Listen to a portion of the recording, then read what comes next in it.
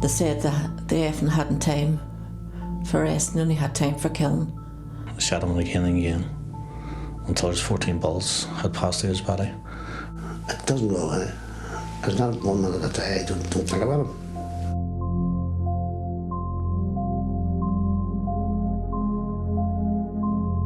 He posed no threat to anyone, and they were able to shoot him. He'd give his life, and for Mum would give his life for just basically helping people. In any other society, there would be given the awards, there'd be heroes, but in the society we lived in at that time was different.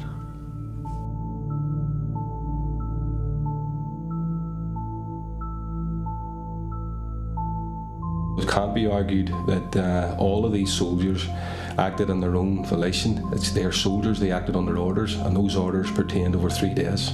Once a government hands over to the generals, policy matters, then generals behave the way generals are trained to behave.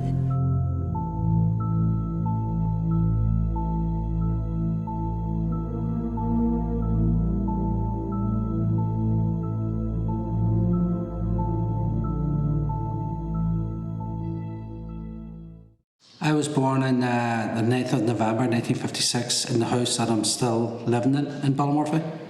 My mother was a Catholic Republican from Crossmaglen in South Armagh, and my dad was a Protestant, a Presbyterian Unionist from a place called Knacklackram in South Derry. I was aware of the fact that my dad had fought in the British Army, was captured at Dunkirk, and had been a prisoner of war of Hitler in a place called Gdansk, Danzig in the Polish corridor, and that he was liberated by the Russians from Stalag 17 in early 1945. And then growing up in Ballymurphy, it was kind of like the edge of the city at that time. You know, the only other estate that was close to us was Turf Lodge. So we'd have spent a lot of our time in and around the mountains, up the Hamilton and so on. So we used to spend some of the summer collecting bonfire and going and cutting down trees and things like that. And on the morning that internment was introduced, my dad woke me up, says to me, "Internment's in." Well, there was a state of utter lawlessness amongst the British security forces, all kinds of security forces, around the time of internment. There was the implementation of a policy the British had first followed in the Boer War, more than, well, at that time, nearly 100 years before, of wide-scale incarceration of people without charge, without trial, without prospect of release. And the double whammy was that heavily armed British security personnel were out on the streets killing people. I have taken this serious step solely for the protection of life and the security of property. At all times, I have consistently emphasized that it was not a step towards which I would be moved by any political clamor. It was a strange day because everybody was woken up early because that was the first day when the raids were going on. You know, the very first time it had happened. And houses were being raided in every street, so obviously people were getting worked up about it.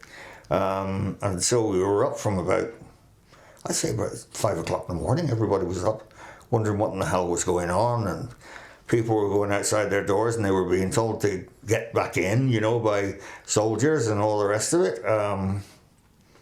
It was a strange day, very strange day. There had been rumours about an internment for maybe a week or so beforehand, that internment was going to. It always struck me as a very, very funny sort of phrase that internment was coming in, you know. And then we got word the day before, the 9th of August, that internment was coming in the next morning. And so, you know, broadly speaking, the Republican community in Belfast was anticipating that this would happen. And I stayed in Spring Hill that night and was wakened by the bin lids and by women shouting, internments in. Everybody with any sense knew that if you had troops coming in as an assault group, there was no point. Just let them come in and do their business. And they come in with a vengeance. And a lot of this is now hindsight, and having talked to people at that time and the months afterwards who had been active in the British Army in Aden and in other places. They set up a killing zone, and anybody who entered into that was shot. They moved into the area. I was in Glenlina Road at the time.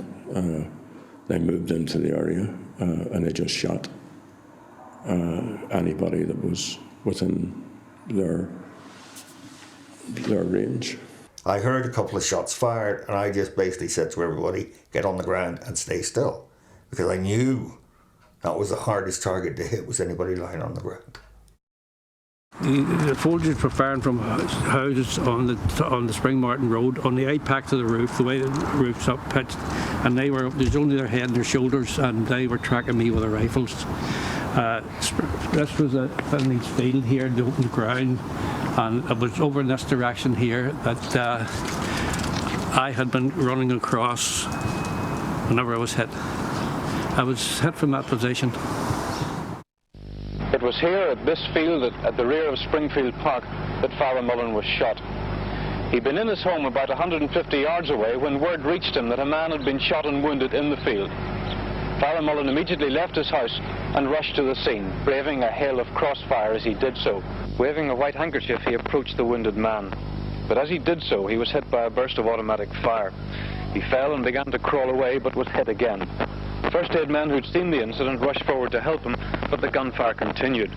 And an 18-year-old youth, Francis Reed, who'd also rushed to the scene, was shot through the head.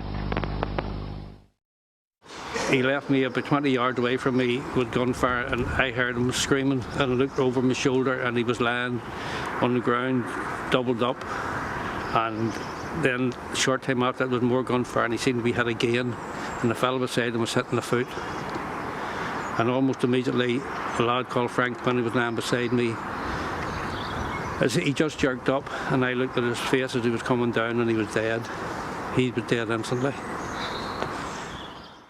I told my mother that he had been shot, but not dead, because I didn't know at that time that he was dead, because it was on the news. But do you believe what you hear on the news? At times, it's not true.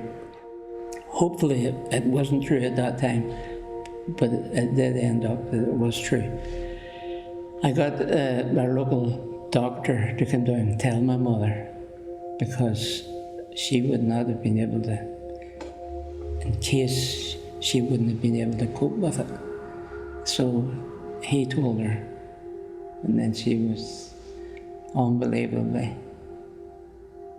overwhelmed over, I don't know. One feels that the tragedy of his death is something that some good could come from if the message of the manner of his dying were appreciated. He died in ministering to his people. He died giving the benefit of the sacrament of the church to somebody who was in need.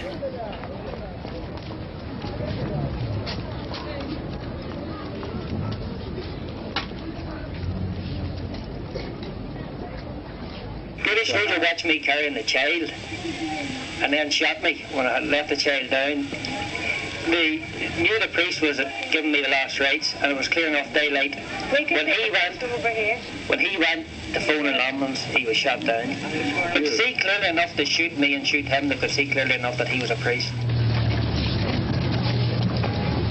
Was anybody able to shout to the soldiers that you had a priest who was wounded there? You know, could anybody get this message across to them? The soldiers knew that there was the priest was in there, because the soldiers shot him. The SLR, he had a mad powerful bang. The priest came from his stomach onto his back.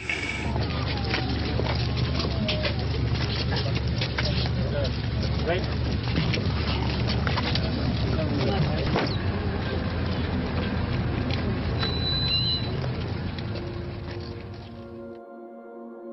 In the late news, a news bulletin came on and says that a priest had been shot dead and a young man in the Ballymurphy area. And my mother turned around and says that somebody's going to have a sore heart tomorrow. And I never thought no more about it. So the next day, I was just lying and I was off school. And the next minute I heard this terrible banging at the door, bang, bang, bang. I says, I wonder who's that. So I ran down the stairs. I thought it was I could see my father through the glass in the outside door. And seen my father and two other men. And I thought he forgot his key or something, you know. So I went down and opened the door. And my father was in a terrible state. He was terrible. And I says, what's wrong, Daddy, what's wrong? And he says, Frank was shot. And he just nicely walked right past and he sat on the stairs. And I ran over to him, I says, and I always remember saying this, I says, was he wounded, Daddy, was he wounded? He says, no, he was shot dead. We're talking about that in perspective that he was my brother, but he was also my friend, you know. Me and Frank went to the bars together, we done together, went to dancing together. There was one day we were working on the job beside the old graveyard, fixing the roof. And we looked over the graves, and there was a graveyard, a man died over 100 years ago. And little did I know, inside a couple of weeks, our Frank would have been dead. On the night of the 9th of August, myself, my sister and my friends were standing watching Ratton at Henry Taggart Memorial Hall, and my mummy came along and told us we had to go home because there was going to be a curfew put in place, and we sort of kept her talking so that we could stay and watch a Ratton.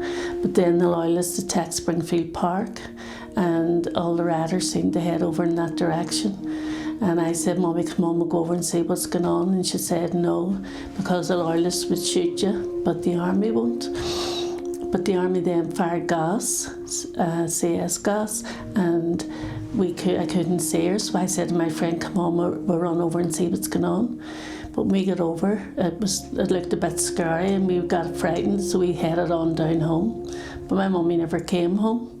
And all night we sort of, with curfew being on, and we were scared to go out and look for her. But the next morning my sister went out and looked for her and couldn't find her anywhere. They checked all the community centres and that. So my brother told my daddy to phone the hospital and see was there anyone with red hair admitted to the hospital injured, and he came back. He was literally carried and it was horrendous. There was only one woman and she was in the morgue with red hair. Miss Joan Connolly had entered the man's field to assist my brother who was already injured. So subsequently they shot Miss Connolly. They shot her in the face, and she was going to aid my brother. So during that time, a sergeant came along by eyewitnesses told us. They got out of the sergeant, and my brother was kneeling, and they shot him twice behind each ear. My father, Donny Taggart, was in Springfield Park at about 8:30. He was trying to persuade his brother Gerard to go to my sister's house, Alice, and to safely. He lived beside the Henry Taggart barrack where the power chambers were billeted. The first shots in Springfield Park, my father and his brother Gerard were split up. But that even run down to be standing outside the barrack. And his brother Gerard went back into the house when all of a sudden the power troopers opened up without warning and started shooting into the crowd. But Daddy ran behind a concrete pillar for safety. There's a bit of a lull in the shooting.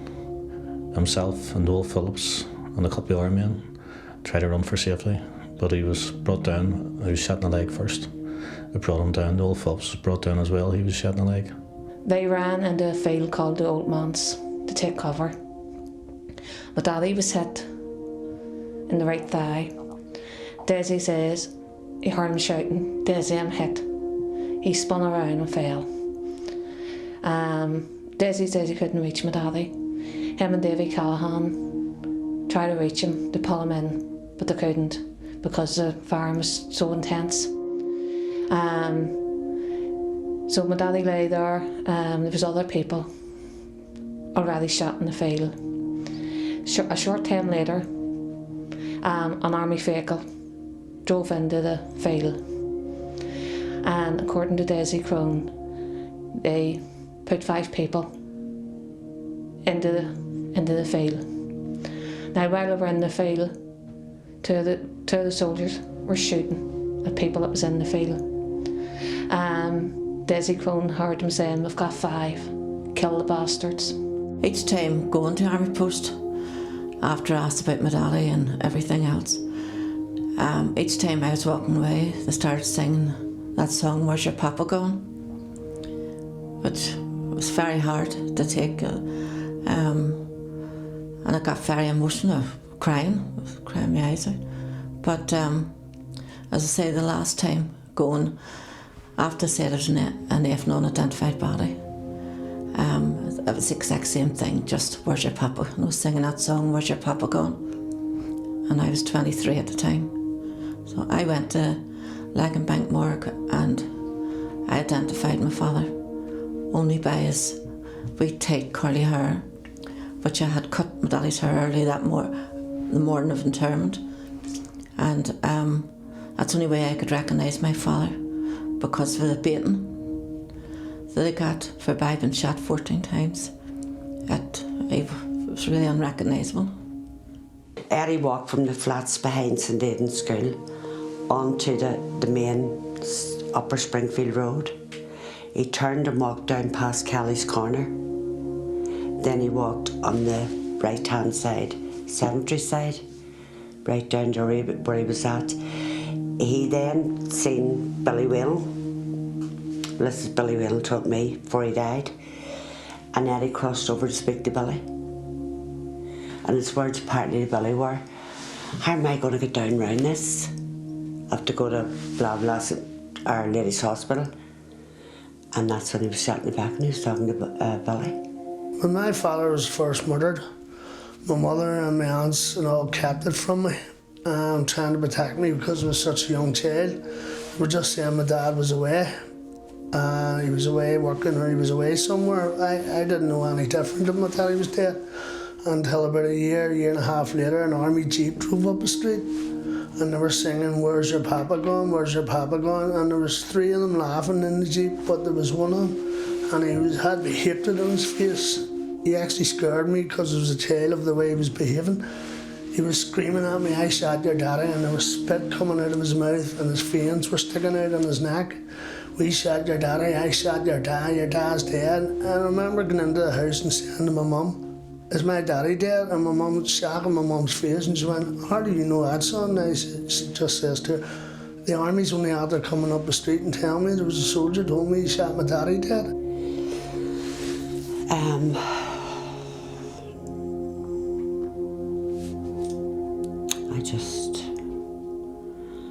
I think he was, I don't know, the soldier here he was. He's probably just took his frustration out in the crowd and just fired indiscriminately.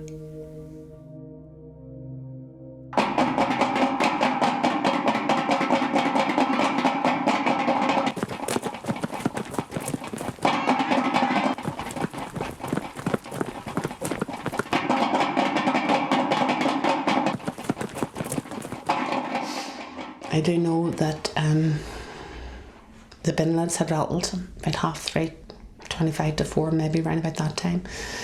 The bin lids rattled and another brother woke Terry and John. They got dressed and they went out. Now in between that, John went first, followed shortly by Terry, because to be honest with you, my daddy and mummy tried to stop them going out. And what we do know is then that for some reason John ended up at, it must have been near Derry Hill, that's where he was basically, that's where all we know, where he was shot. We don't know anything in between. Well, I was only 9 and we were out playing in the street because he had been missing for a couple of days. And I remember my Uncle Paddy coming down the street and get into the house, and when we went into the house, it was my Uncle Paddy that told us that he was dead. He died 16 days after he was shot. And I just remember walking into the house and hearing him saying that my daddy was dead. John was shot in the back. It was a flesh wound. It wouldn't have caused damage, but it wouldn't have caused death. But also then we found out that through his autopsy reports, because I've always believed that John was shot once until we started doing our own investigation. And John had another bullet wound to the thigh, which travelled up and damaged every vital organ that was in his young 20-year-old body. And this bullet, say, would have been, when he was shot, he would have been lying down. He posed no threat to anyone. And they were able to shoot him.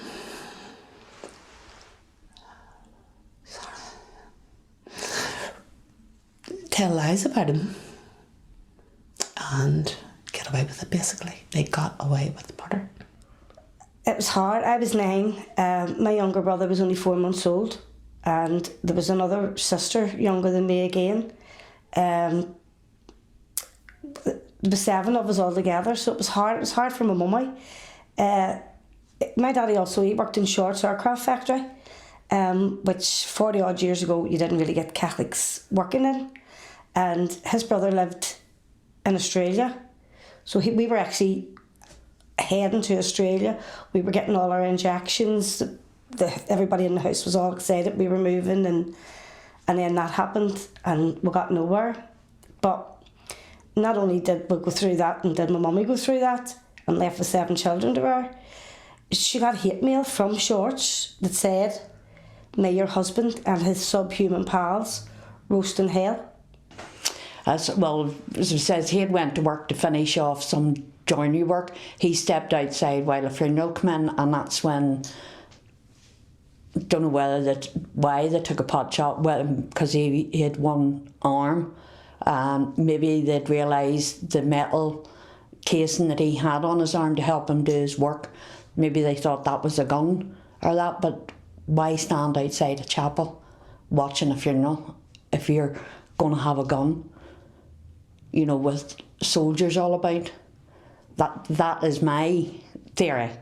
But why, I don't know why they shot at him. Because even at the inquest, they had told my mum that it was a sniper from Corrie's Yard that shot him. Because even then they wouldn't own up to the fact that it was a soldier had shot him.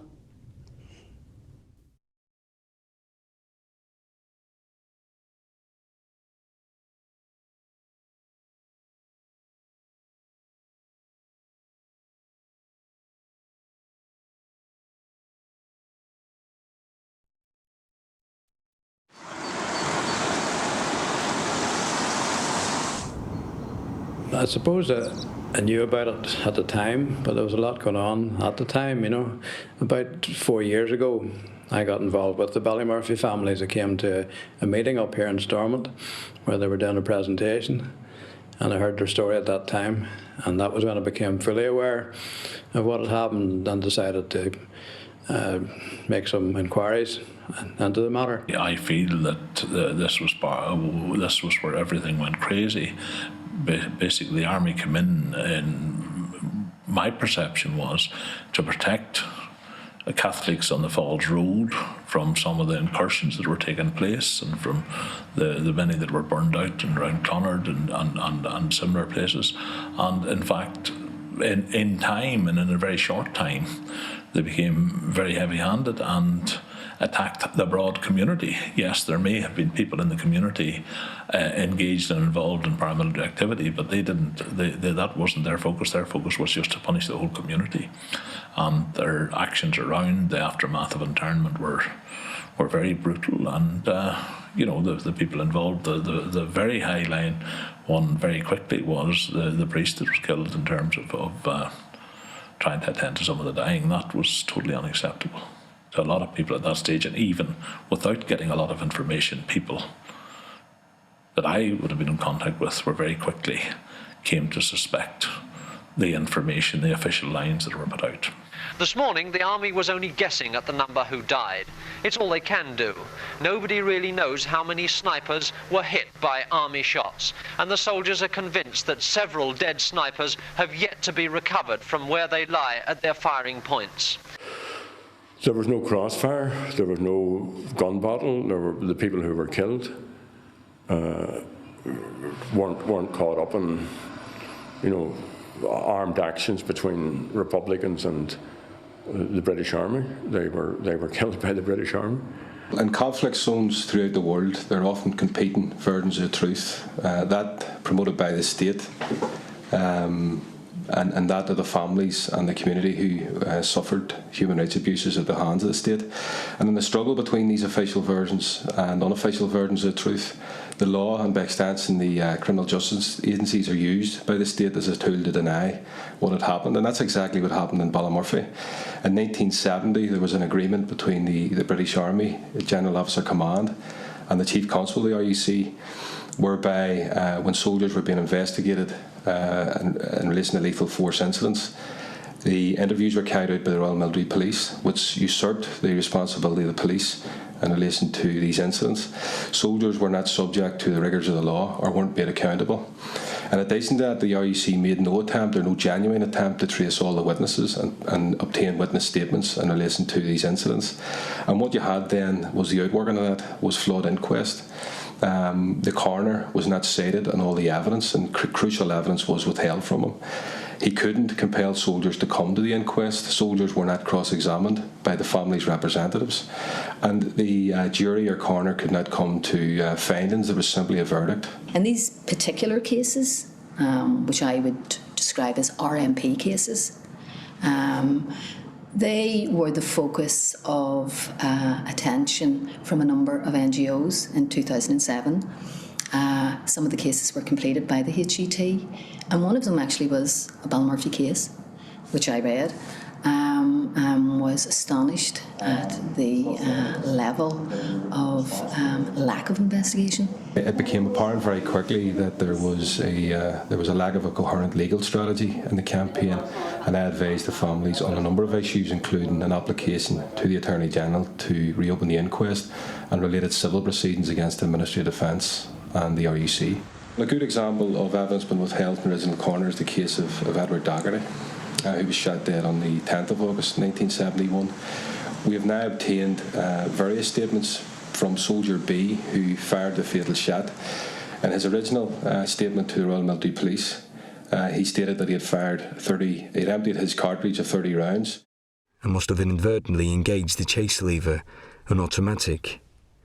I emptied this magazine firing towards I had seen the man lean down and take a petrol bomb from a mineral crate standing in the road and light the fuse. As he was throwing it at me, I cocked my weapon, ensured that the change lever was in the single shot position, and kicked open the left-hand cab door.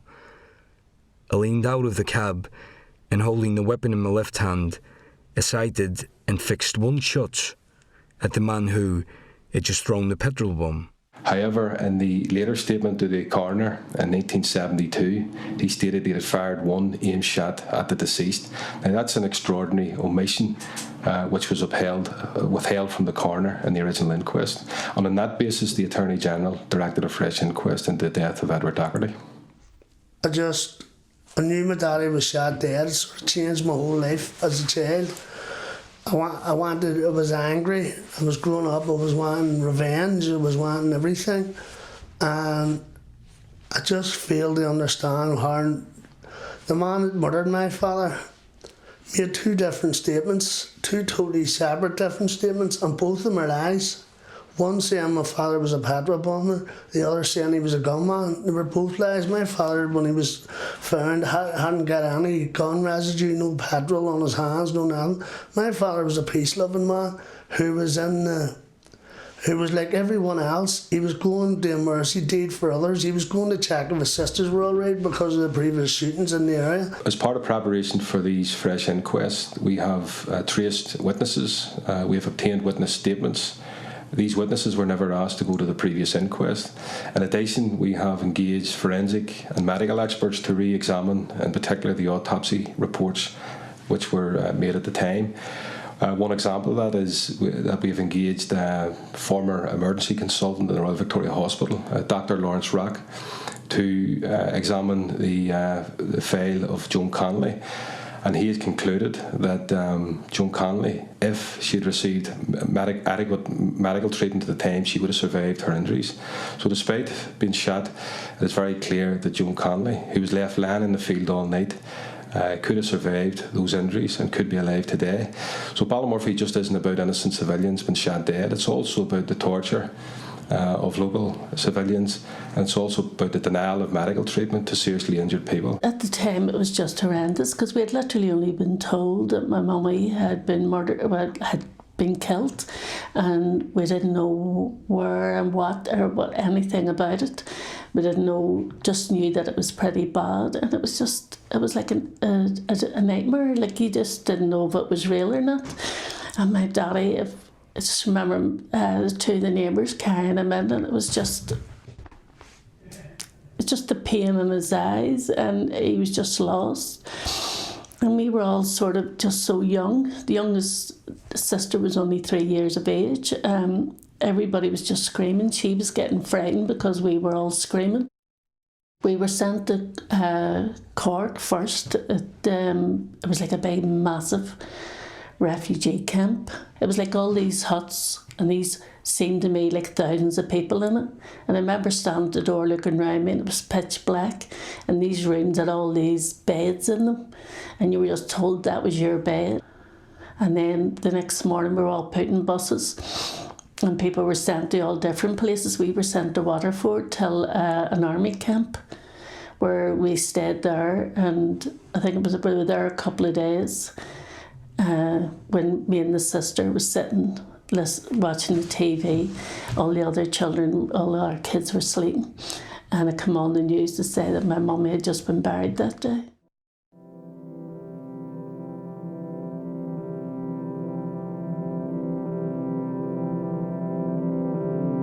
People honestly want their loved ones' names cleared. I mean, I think particularly of Joan Connolly, who was the mother of a family out trying to find food for her children's breakfast the following day. She wasn't engaged in paramilitary activity, but she was just one, and they were all killed in equally despicable circumstances. And the British government is going to have to face up to this sooner or later. I regard the British Army as being my army. I like to be proud of them. I'm British. They operate around the world in various scenarios, such as Afghanistan and Iraq and elsewhere over the years, the Falklands. I would like to think that they would conduct themselves in a proper way, particularly when they're involved in civil duties rather than a war situation. It does look likely that in Ballymurphy, as in Derry, they didn't conduct themselves in an appropriate fashion. And I think we need the truth of it. We need to find out what exactly happened. And the evidence would appear to be there. It just needs to be studied, sifted and brought out. Nobody has a reason not to know. And if we can educate our young people to go searching for the truth, I think that they'll find it in a way now that they never were able to before. I see it every day, blame myself every day. Good days I can accept that I wasn't doing anything wrong, I was only helping somebody. But on a bad day I would still say that I was responsible for their deaths. My actions caused them to be there to help me. When I was shot they came to help me, and they both lost their lives when they did that. They're covering it up because they know that they murdered 11 innocent people in cold blood, and they felt they got away with it. They didn't expect us as families, children, to grow up, come into adulthood, and decide that we needed to know the truth. So then you end up with all sorts of, arguments back and forth. But arguably, if there had been a proper holding to account of those who killed the people in Ballymurphy, then there wouldn't have been a Bloody Sunday, and then there wouldn't have been the huge convulsion and the radicalisation that went on in the relationships between people here and between these two items. So there's only one trajectory comes out of that, and that is a continuing conflict. And that's the legacy of Ballymurphy. Arguably even Bloody Sunday is part of the legacy of Ballymurphy.